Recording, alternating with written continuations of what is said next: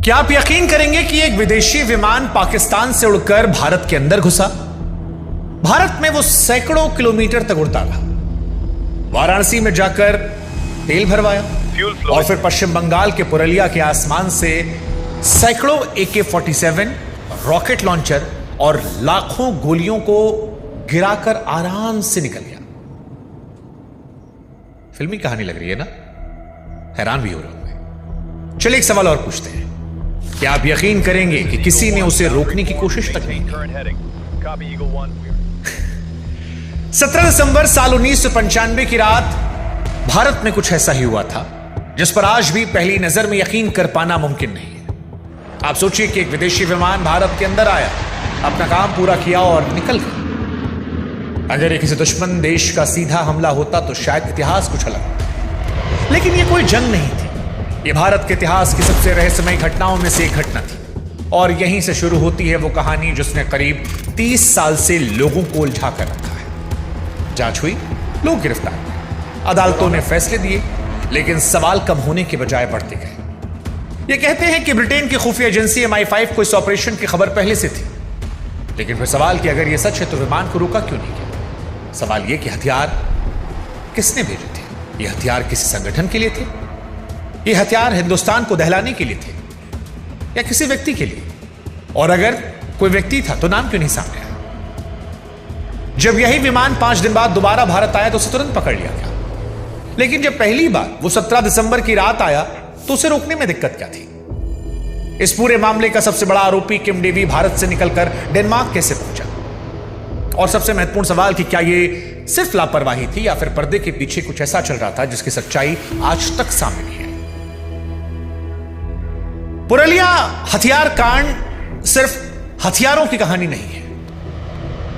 पुरलिया हथियार कांड उन सवालों की कहानी है जो 30 साल बाद भी जवाब मांग रहे हैं। और यकीन मानिए, आज उस कहानी को जब आप सुनेंगे और इस कहानी के जितना अंदर जाएंगे उतना ही आपको महसूस होगा कि शायद इस पूरे मामले का सबसे बड़ा रहस्य हथियार नहीं थे जो आसमान से गिरे, बल्कि वो लोग थे जो उन्हें गिरने से रोक सकते थे लेकिन रोक नहीं पाए। नमस्कार, मैं हूं शुभांकर मिश्रा और हिस्ट्री बुक की इस कहानी में आपका बहुत बहुत स्वागत है। पुरलिया कांड की कहानी हम आपको सुनाएं उससे पहले हमारी आपसे गुजारिश है कि हमारे चैनल को आप सब्सक्राइब कीजिएगा ताकि जो कहानियां हम आपके लाते हैं ये सिलसिला आपके साथ यूं ही जारी रहे। साथ ही हमारे व्हाट्सएप चैनल से भी जुड़िएगा ताकि हमारा आपका रिश्ता और मजबूत हो। लिंक हमने डिस्क्रिप्शन में, कमेंट सेक्शन में और आपके लिए स्कैन करने के लिए स्क्रीन पर स्क्रीनशॉट लाकर दे दिया है। अब कहानी की शुरुआत करते हैं। 17 दिसंबर साल 1995 की सुबह जब पुरलिया के लोगों की आंख खुली तो किसी को यह अंदाजा नहीं था कि कुछ घंटों बाद उनका जिला पूरे देश की सुर्खियों में छा जाएगा। रात बीत चुकी थी, लेकिन वो रात अपने पीछे कई ऐसे राज छोड़ गई थी जिसकी गूंज आज भी सुनाई पड़ती है। गांव में लोग अपने रोज से काम में लगे थे। कोई खेत की तरफ जा रहा था, कोई मवेशियों को चारा देने निकला था, कोई बाजार जाने की तैयारी कर रहा था। किसी को खबर नहीं थी कि रात के अंधेरे में उनके सिर के ऊपर से इतिहास की एक रहस्यमयी घटना गुजर चुकी है। सुबह होते होते झालदा और उसके आसपास से गांवों में एक अजीब सी खबर फैलने लगी। खेतों और जंगलों में जगह जगह बड़े बड़े लकड़ी के बक्से दिखाई पड़ने लगे। कहीं कहीं सफेद पैराशूट भी दिखाई पड़े। पहले लोगों को लगा कि शायद ये कोई मामूली बात होगी। किसी ने कहा कि शायद कोई विमान गिर गया होगा या कोई सामान गिर गया होगा।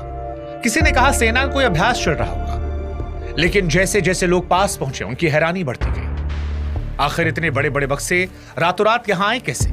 कुछ गांव वालों ने इसके बाद हिम्मत करके बक्से खोले और फिर जो कुछ दिखा उसने इलाके को सन्न कर दिया, क्योंकि उन बक्सों में कपड़े नहीं थे, दवाइयां नहीं थी, मशीन नहीं थी।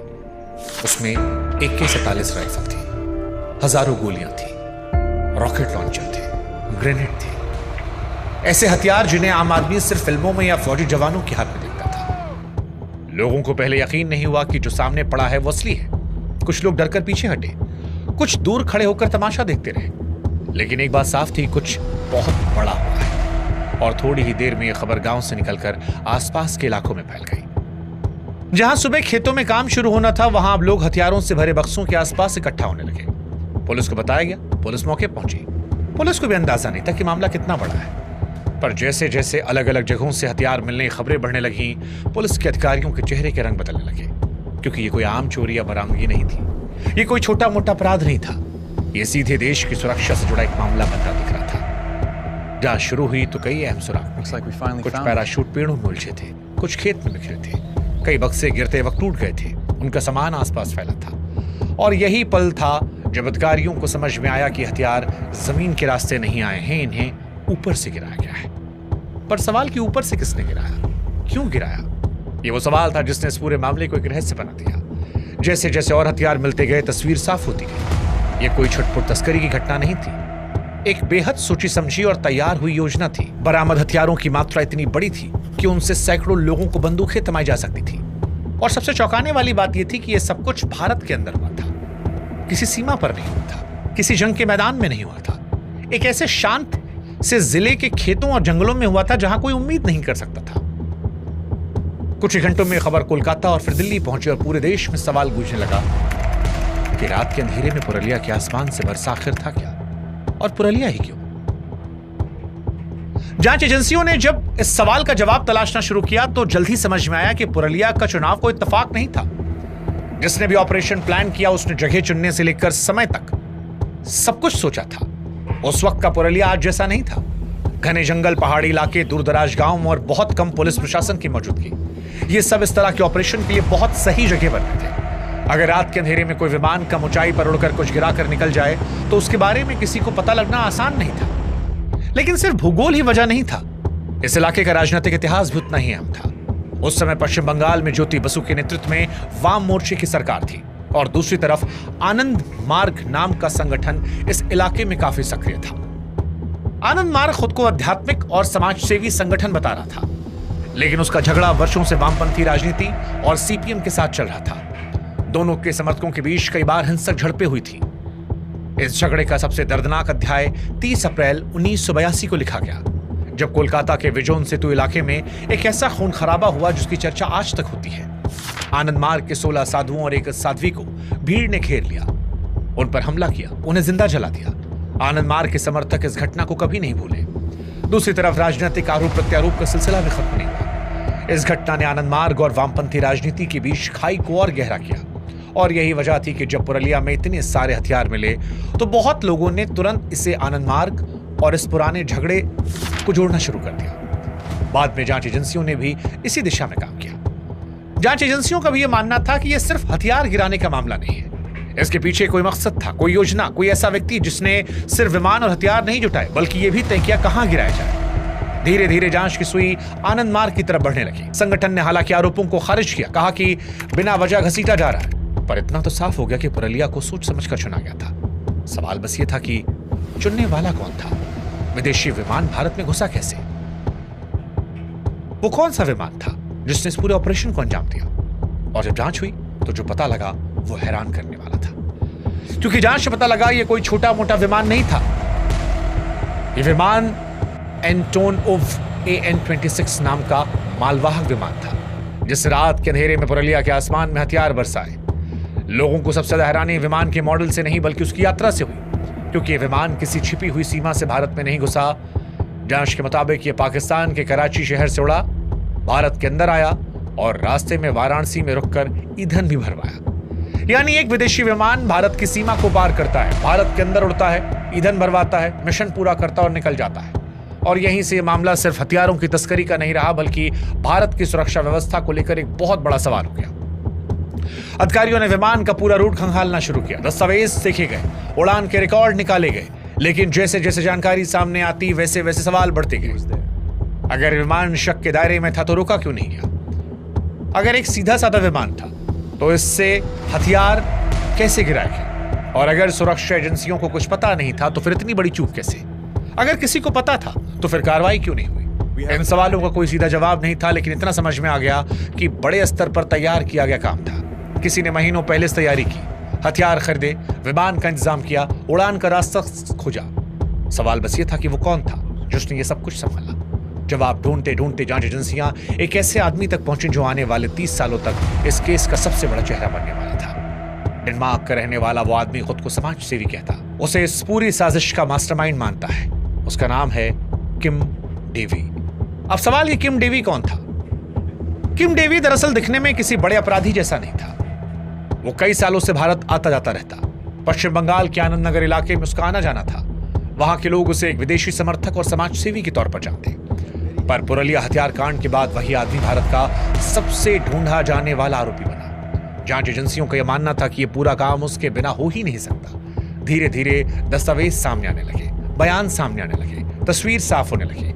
हथियारों की व्यवस्था से लेकर ड्रॉप ऑपरेशन तक हर अहम कड़ी कहीं ना कहीं किम डेवी तक पहुंच रही थी। जो बात इस कहानी को और रहस्यमय बनाती है वो ये कि किम डेवी कभी छिपा नहीं रहा।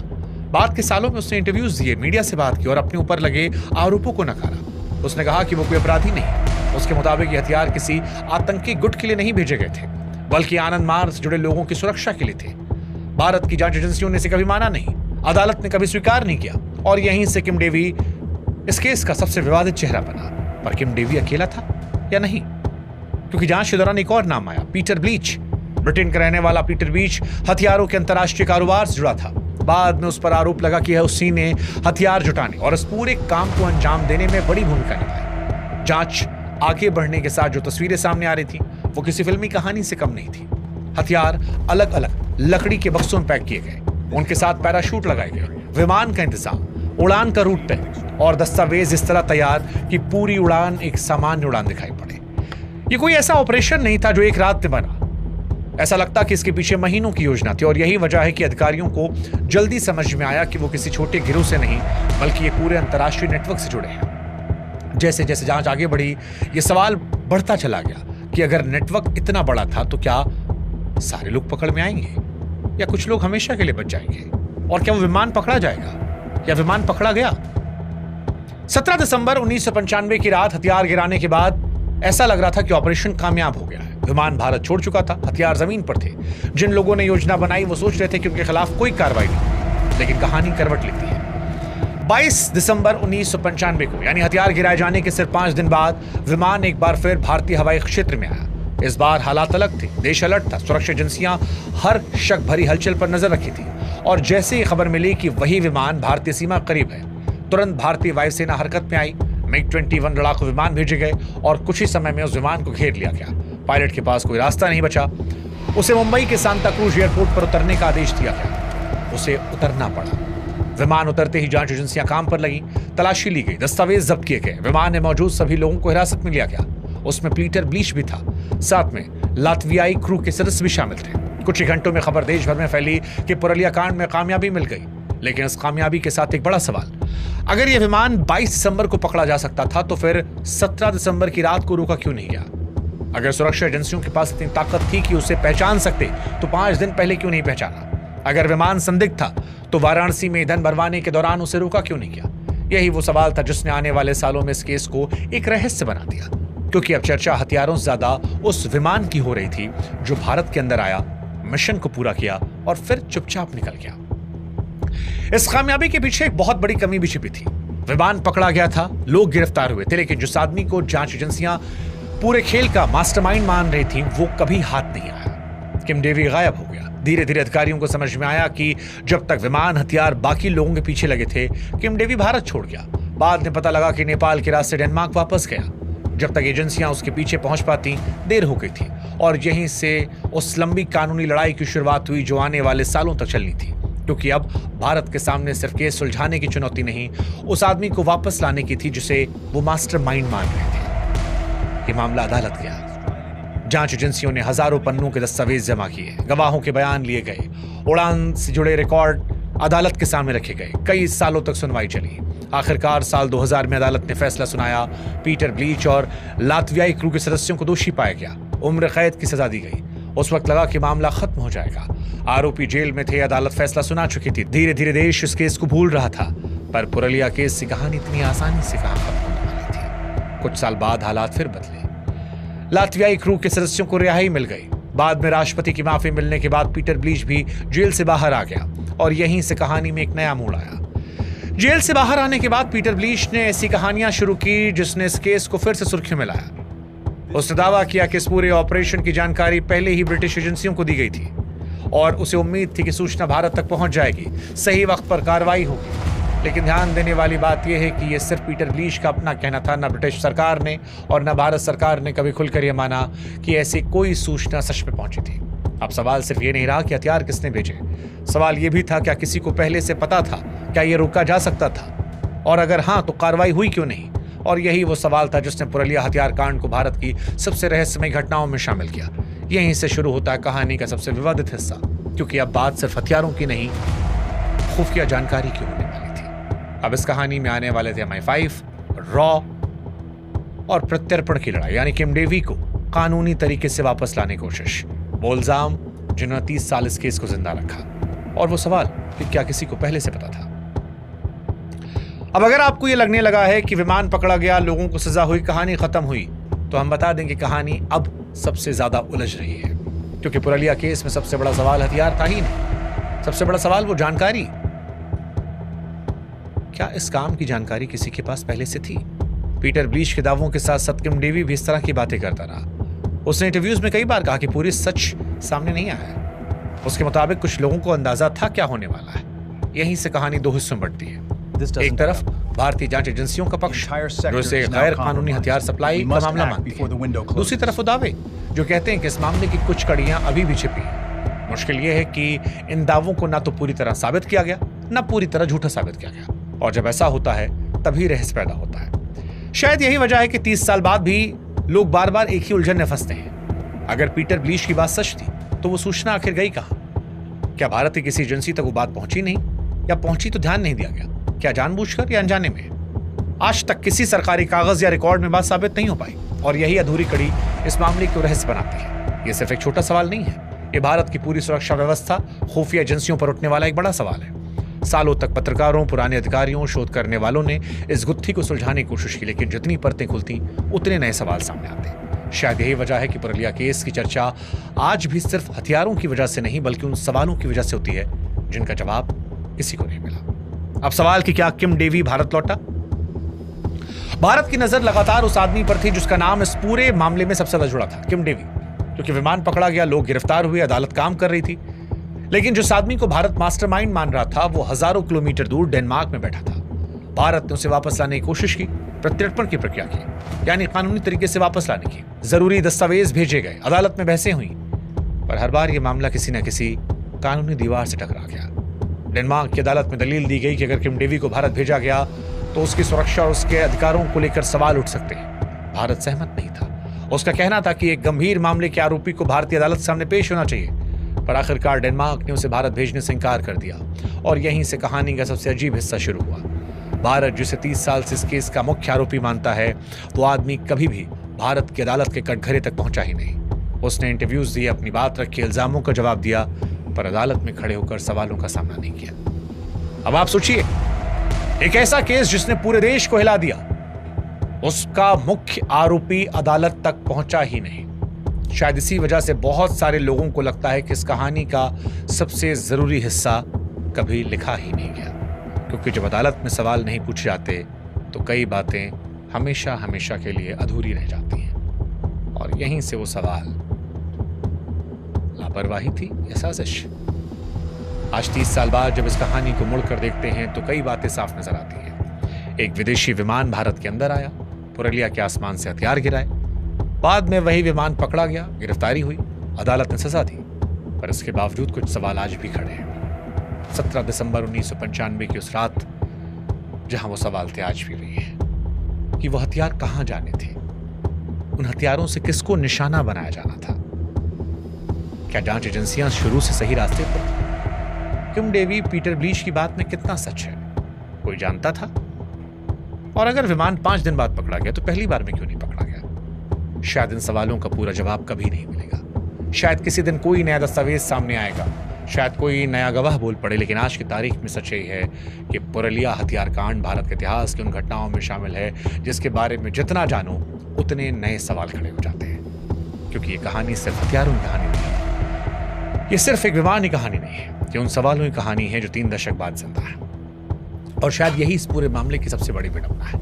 हथियार बरामद हुए, आरोपी गिरफ्तार हो गए, सजा भी हुई, पर उस रात का पूरा सच सामने नहीं आया। और जब तक ये जवाब नहीं मिलता कि विमान को रोका क्यों नहीं गया, तब तक पुरलिया हथियार कांड भारत के इतिहास की सबसे बड़ी अनसुलझी पहेली में से एक रहेगा। ये कहानी पुरलिया हथियार कांड की थी। ऐसी और कहानियों के लिए हमारे साथ जरूर जुड़े। कोई और किस्सा सुनना हो तो कमेंट सेक्शन में जिक्र करें और जाते जाते बताएं इस कहानी का कौन सा सच आपको सबसे ज्यादा परेशान कर रहा है। कौन सा सवाल आपके दिमाग में अभी भी घूम रहा है और क्या आप समझ पाए कि यह निशाना किसके लिए था, हथियार किसके लिए थे। सोच कर देखिए, ये कहानी किसी फिल्म से कम नहीं।